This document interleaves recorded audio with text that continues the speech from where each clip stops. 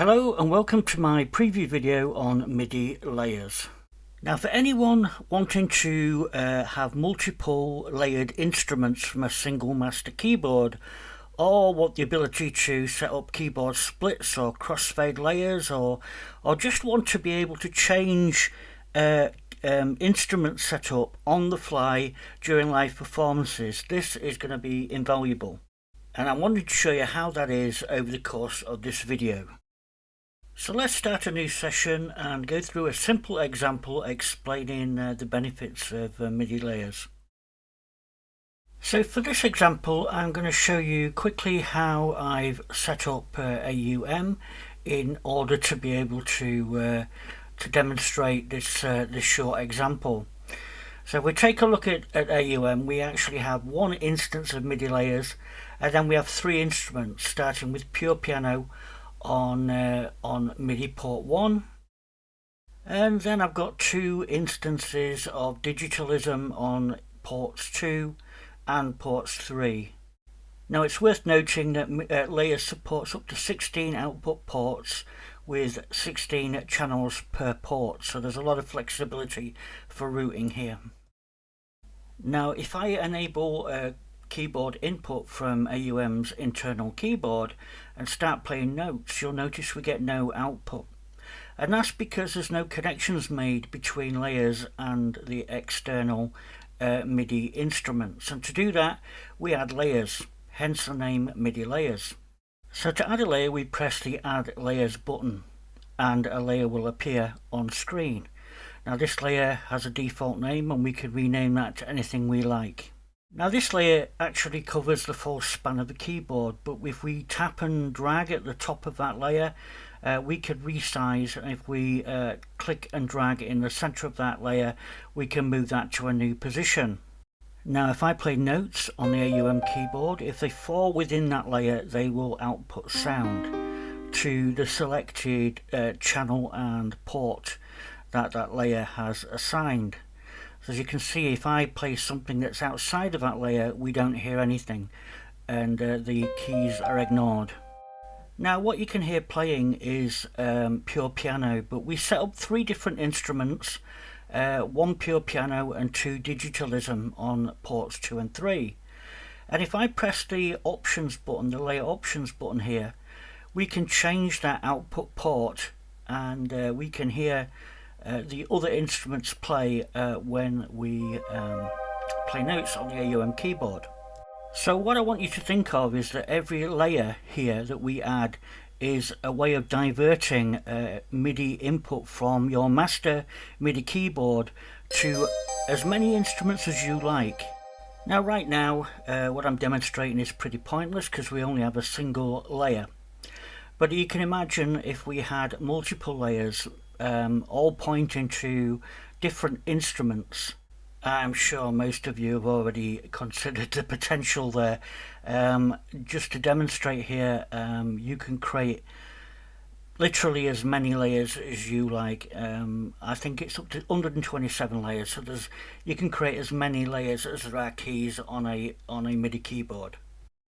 Now if we select a layer, its position will be reflected on the piano roll at the top of the screen. Now we've already seen how we can change the output port using the layer options window, but if we take a closer look, we can not only change the output port, but we can also change the output channel. So we've got 16 ports, 16 channels. We can change the velocity curve. So 0% here means it would use the input velocity, but if we go up to 100%, that would make all notes full velocity. We have a remap option, so I can tell this particular layer to remap so that the first note of that layer plays on C1. We can change the crossfade percentage, which if you look at the layer itself, you can see the little lines being drawn on there to represent the fade in and out. The next three parameters are all to do with program change, so each layer can send its own program change when we change scenes, but more of this later. And last of all, we can attach a layer to a mute group. Now, up in the top right corner of this window, we have a mute button, But if you double tap on any of these layers in this screen, they will be muted. But obviously mute groups are a faster way to do this, and we'll talk about that a bit later. So let's take a look at this little example I've got here with 3 layers. And if I run my finger up the keyboard, you'll see that we start playing at layer 1, we move in, we fade in layer 2, and then eventually fade out layer 2 and fade in layer 3.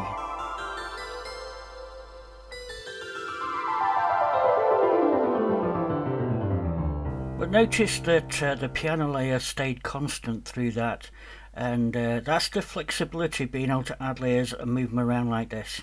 Now, to speed up scene creation, we have a number of predefined scene layouts which we can pick from, including things like three layer split, which simply splits the 3 layers over the keyboard, or we can do like 3 layer ensemble, which obviously would layer all these instruments up over the top of each other so they all play at the same time.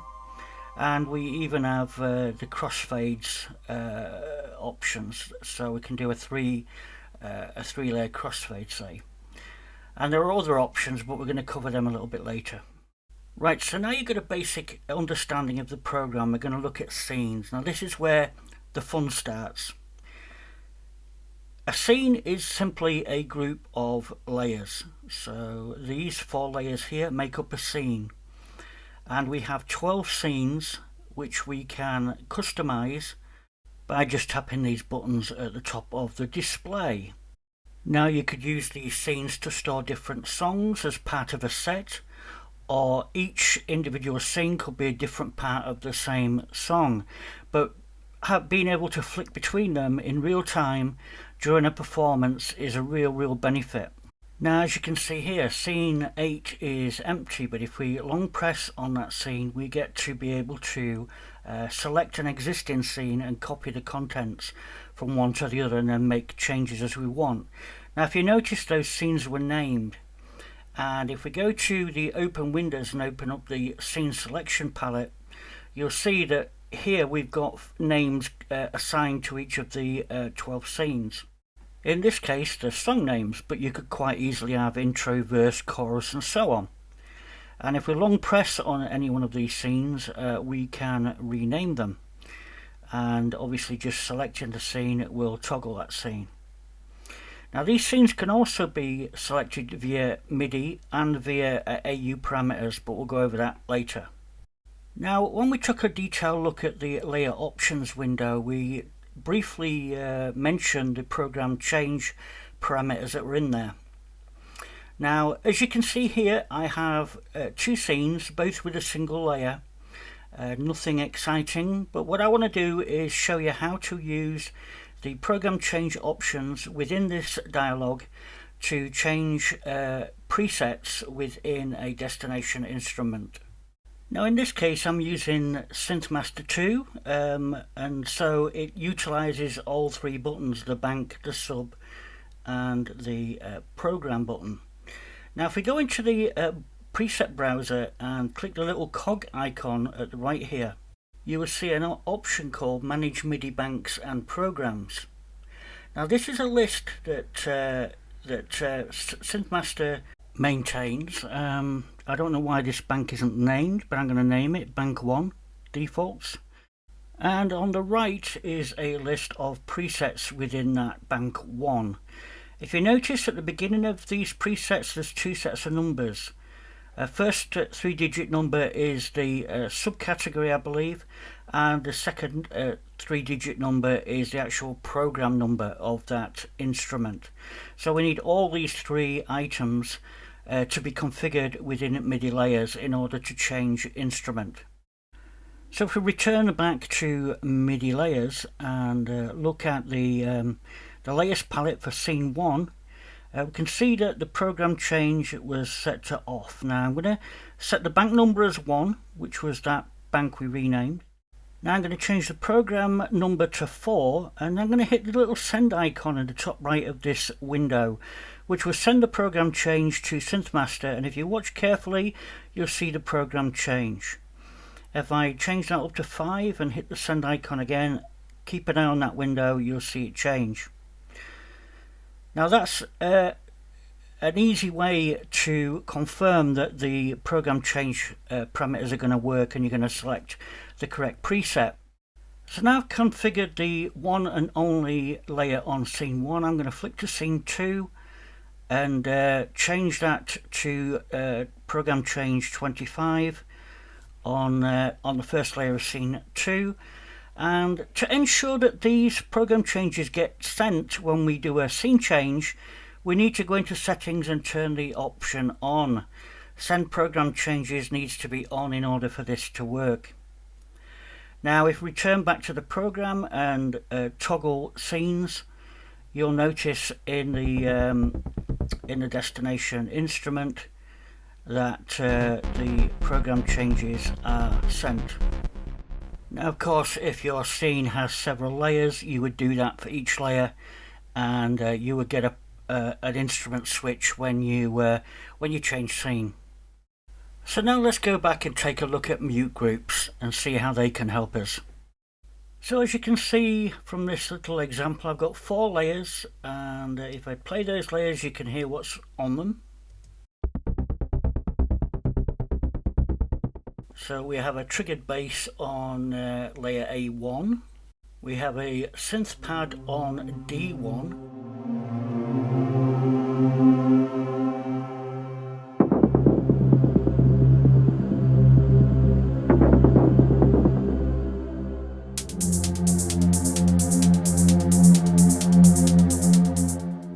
and we have a couple of percussive sounds on B1 and C1.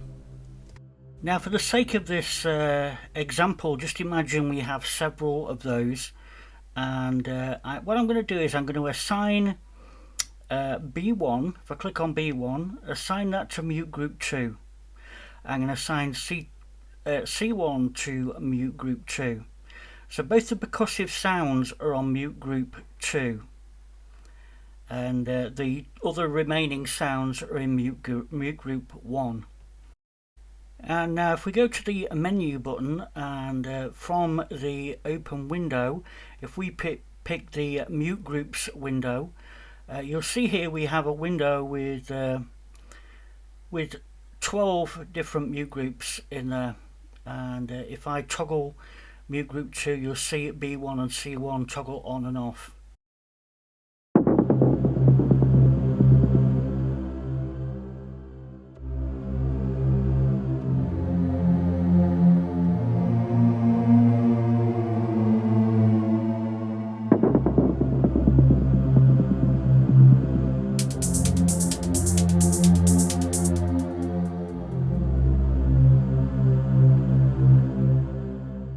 So as you can see then, during me playing a few notes, I was toggling the mute groups on and off. Now those are not really very meaningful, so if you long press on any of those mute groups, you can give them a more meaningful name. In this case, B1 and C1 in mute group 2 were just effects, so I've just labelled that up as such, and I've stuck the rest of the instruments in a mute group called instruments.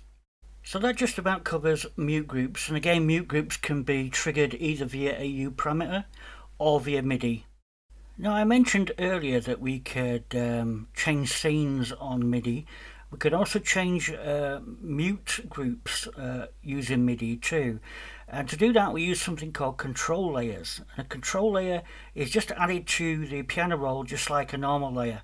Now if we long press the add layer button, you'll see that there's some additional options in here, and one of them is mute groups, and when we pick that, we're asked whether we want to add a mute group layer to the current scene or all scenes. In this case I've just added to the current scene. Now if I press the first note in this layer, you'll see that layers 1 and 4 toggle on and off, and if I press the second key, layers 2 and 3, or B1 and C1, will toggle on and off. Now likewise we can also long press and add a scene control layer, and that does exactly the same thing. In this case I'm going to add it to all scenes, and I can drag that scene control layer to a different octave from the mutes. And the one advantage of adding to all layers at once is that the scene layers or the control layers are linked so that they all appear in the same place in all the different layers. Now for ease of use, you can long press on the options button to bring up the scene control window. That's a far easier way than going into the menus. And likewise, you can long press on the panic button to display the mute groups window. Now one important thing to remember is that you can change mute groups as long as no keys are held. If we have a key already held down on the keyboard, or if you're trying to change mute groups using MIDI input, the key switch only happens when you release the key. If you notice, the mute group name goes yellow, indicating that the mute group is armed, and when you release the key, that's when it switches. And so the same is true with scenes if you trigger scenes this way. Now MIDI routing can be quite a complicated task, and I know a lot of you find it quite difficult. So we've built in a MIDI Debug window which will help see what messages are coming in to MIDI layers and what messages are going out. Now this is a simple window. When I hit a MIDI key, you'll see the first line is the MIDI note coming in and the second line is the MIDI note coming out. Now if we hit a note which activates two layers, you'll see two outputs displayed. But this is a good way to verify whether you've got MIDI data coming into MIDI layers and exactly what MIDI data, what ports and channels are going out of MIDI layers. Now there may be times when you've got your MIDI keyboard that's driving an external synth, and all you want is some additional overlays using MIDI layers. In this case, you probably want the MIDI sound, the MIDI notes to pass through MIDI layers, and currently they don't. As you can see here, I've got a layer A1, and as I play any notes within that layer, the notes sound. But if I play anything outside of that area, you get nothing, no sound whatsoever. Now the reason that happens is because MIDI layers traps any notes that do not hit a corresponding layer. And you can get around that by going to the settings, and under settings we have a MIDI Thru settings section, and we can set in here a port and a channel. Now the key to this is to enable the MIDI Thru. And now whenever we play anything that's outside of that layer A1, those notes will be output to the MIDI Thru port and channel. But you'll notice that whenever we play anything inside A1, the notes are not passing through to the destination.